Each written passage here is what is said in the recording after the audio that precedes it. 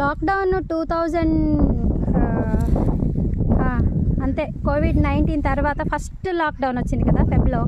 ఆ లాక్డౌన్ అప్పుడు నరహరి గార్డెన్లో నేను ఇది తీసుకున్నాను. నరహరి గారు గార్డెను, ఇది పేరు మర్చిపోయాను. టెర్రా ఆర్గానిక్ అని చెప్పి ఒక నర్సరీ ఉంటుంది. ఆ నర్సరీలో తీసుకున్నా. ఇది మదర్ ప్లాంట్. దీన్ని బేస్ చేసుకొని నేను దీని నుంచి సీడ్స్ తీశాను. టోటల్ ఇక్కడ మనకున్న 16 పిల్లర్స్కి నేను దాని తాలూకా తీసి పెట్టాను. అన్నీ కూడా బాగా వచ్చాయి.